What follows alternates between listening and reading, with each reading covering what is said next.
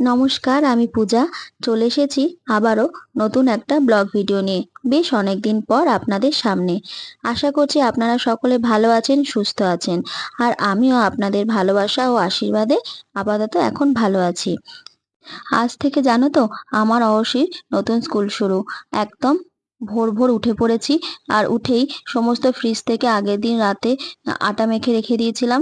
আর আমার বড় তো অফিস যাবে, তাই ওর জন্য টিফিন রেডি করতে হবে 8টার মধ্যে। আর আমার ছেলেরও টিফিন রেডি করতে হবে।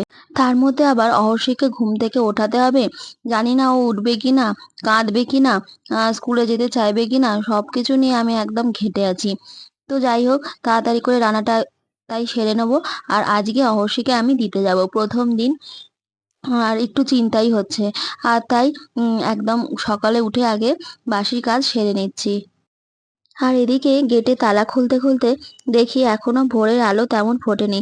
চারিদিকটা বেশ অন্ধকার হয়ে আছে, কিন্তু কি করা যাবে, আমাকে তো আমার কাজ শেষ করতেই হবে। আর তার জন্য আগে আমি বাসি কাজটা সেরে নিয়ে তারপরে স্নান সেরে ঠাকুর পুজো করব, তারপরে অবশ্যইকে রেডি করব। আর এদিকে আমি সদর দরজায় জলটা দিয়ে এখানে গ্যাসটা মুছতে চলে এলাম। আগের দিন গ্যাস পরিষ্কার করেই রেখেছিলাম, কিন্তু আটা গুঁড়োগুলো একটু পড়েছিল বলে তাও একটু গ্যাসটা মুছে পরিষ্কার করে নিলাম। আর তাই অবশ্যই তো দুধ একটু গরম করব, ওকে ওকে ভেবেছি সকালে উঠে একটু দুধ খাইয়ে নেব ভোর ভোর বেলায়। আর তারপরে একটু সুজি করব ওর জন্য। কারণ প্রথম দিন কি হবে, কি করব, কি খেয়ে যাবে, আদৌ খাবে কিনা, বমি টমি করতে পারে। তার জন্য একটু ভয়ে ভয়ে অল্প অল্প করে পাতলা করে দুধ খাইয়ে নিয়ে তারপরে ওকে আবার একটু ঘুম থেকে তুলে তারপরে একদম স্কুল যাওয়ার সময় একটু সুজি খাইয়ে দেবো, যাতে পেটটা অনেকক্ষণ ভরা থাকে। কারণ আবার 11টার সময় সেই টিফিন হবে, শুনেছি ম্যামেরা বলেছে। এরপর আমি ফ্রিজ থেকে একটু মাছ আর একটু মাংস যেগুলো ছিল সেগুলো বের করে নিয়েছি, কারণ ঠান্ডার মধ্যে রান্না করা তো সম্ভব হবে না। আর এদিকে দেখো, আমি ঘর দোর বারান্দা সমস্ত কিছু মুছে পরিষ্কার করে নিয়েছি। একদিকে ভালো জানো তো, সকালে অফিস থাকলে আর স্কুল থাকলে সমস্ত কাজ সকাল সকাল শেষ হয়ে যায়। আর আমাদের মাথা থেকে চিন্তাটাও নেমে যায়। আর আমরাও সারাটা দিন বেশ ভালোভাবে কাজগুলো সারতে পারি ঠান্ডা মাথায়। আর এদিকে আমি চাটা বসিয়ে দিলাম, অবশ্যই পাপা উঠে পড়েছে। ওকে, ছেলেকে স্কুল দিতে যাব, আমরা দুজনেই আজকে যাব। তাই জন্য ওকে আগে চাটা বসিয়ে দিয়েছি। চাটা খেয়ে এবার ও বাথরুমে যাবে। আর এদিকে দেখো, ঘড়িতে দেখি তখনও হবে 5টা, তখনও বাজেনি। কারণ আমার ঘড়ি আমি 15 মিনিট ফাস্ট করে রাখি সব সময়। আর এই 1 ঘন্টার মধ্যে আমি সমস্ত কাজ সেরেছি। আর এদিকে আমার হরলিক্সটা শেষ হয়ে গেছিল, ছেলের হরলিক্সটা। তাই জন্য আগে হরলিক্সটা ঢেলে নিচ্ছি। আজকে অবশ্যই পাপাও তাড়াতাড়ি উঠেছে। ছেলে স্কুল যাবে বলে কারোরই সেরকম টেনশনে ঘুম হয়নি। আসলে অনেকদিন ও বাড়িতে ছিল তো, এরপরে স্কুলে যাবে, কি হবে না করবে কি করবে সেই নিয়ে আমরা সবাই টেনশনে আছি। এরপরে অবশ্যই দুধটা গুলে নিচ্ছি। অবশ্যই দুধের সাথে আমি একটু হরলিক্সটা গুলিয়ে দিই। ও দুধের সাথে হরলিক্সটা খেতে ভালোবাসে। এরপর অবশ্যইকে আজকে টিফিনে দেবো প্যানকেক, ময়দা দিয়ে দুধ দিয়ে আমি পাতলা পাতলা করে প্যানকেক করে দিই। আসলে ও দাঁতটা একটু ক্ষয়ে গেছে, আর সেই দাঁতের সমস্যার জন্য সব তো খেতে পারে না। তাই জন্য ওকে নরম নরম খাবারই আমি করে দেওয়ার চেষ্টা করি। আর এই যে পাতলা করে প্যানকেক করে দিয়েছি, ও প্যানকেকটা ভালো খায়। আর প্যানকেক আর সাথে দেবো আজকে আপেল। আপেলটা তো বাড়িতে খেত, তাই এখন স্কুলের টিফিনে এই আপেলটা দেবো। স্কুলের ম্যামরা বলেই দিয়েছেন যে বাচ্চাদেরকে বেশি টিফিন না দিতে, কারণ বাচ্চারা এমনিতেই ভয়ে থাকে যে বাচ্চারা ভাবে যে টিফিন না শেষ করে গেলে মায়েরা বকবে। তাই বলেছে যে বাচ্চাদেরকে অল্প করে টিফিন দিতে, এমন খাবার দিতে যাতে বাচ্চারা সব কমপ্লিটও করে আসতে পারে। আর বাচ্চাদের মাথায় সেই হেডেকটাও যেন না থাকে।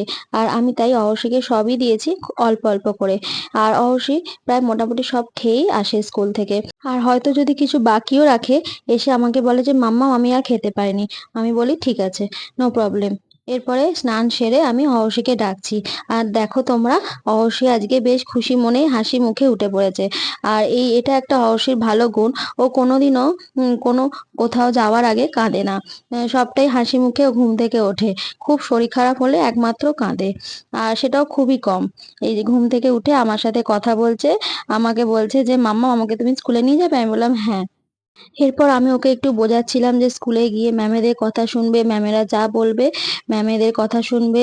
আর ওখানে যা অসুবিধা হবে ন্যানিরা থাকবে, ন্যানিদেরকে তুমি বলবে। আর এরপরে অহর্ষির আবার ইচ্ছা হয়েছে, ওই রোজ ঘুম থেকে উঠে বলে যে আজকে এই স্বপ্ন দেখেছে, কাল সেই স্বপ্ন দেখেছে। তো আজকে বলছিল যে মাম্মা আমি আজকে স্বপ্ন দেখেছি তোমাকে আমি মেকআপ কিনে দিয়েছি। তা আমি বললাম যে তাহলে কি মেকআপ কিনে দিয়েছো? বলছে লিপস্টিক কিনে দিয়েছি। আর আমি তখন বললাম ঠিক আছে, তুমি বড় হলে আমাকে কিনে দেবে। তখন ও আমাকে আবার বলছে যে তোমার আর কি চাই? আমি তখন বললাম ঠিক আছে, আমাকে লিপস্টিক কিনে দেবে, আর আমার ফেভারিট হচ্ছে আমার চুড়ি। তো সেই গল্প করতে করতে এরপর অহর্ষিকেও আমি স্নান করিয়ে দিলাম। আর অহর্ষিকে স্নান করিয়ে বললাম যে যাও, তোমার গনু ভাই আছে, গোপাল আছে, ওদেরকে একটু ফুল দিয়ে এসো। এরপর গণেশ আর গোপালকে একটু লাড্ডু দিতে বললাম, ওদেরকে লাড্ডু দিয়ে তারপরে বললাম চলো এবার স্কুল ড্রেস পরে নাও। কিন্তু ব্যাস ওর বায়না শুরু। গণেশকে রেখে যাও বাবা।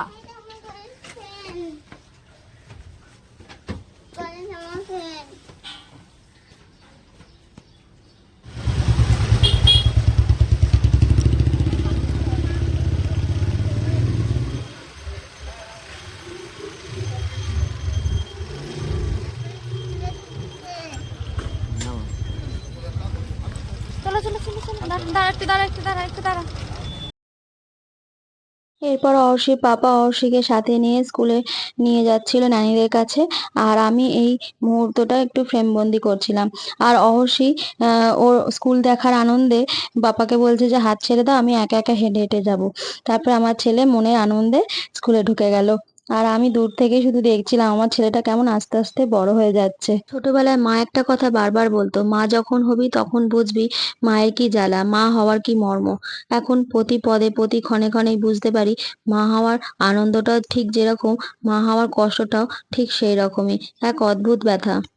এরপর স্কুল ছুটির সময় অহর্ষিকে আমি আবার আনতে গেছিলাম, কিন্তু অহর্ষি এক ছুটে স্কুলের পার্কের ওখানে দাঁড়িয়ে আছে। কিন্তু পার্কে আজকে ছোট ছোট পোকা উড়ে বেড়াচ্ছিল বলে বন্ধ করে রেখেছিল বাচ্চাদের সেফটির জন্য।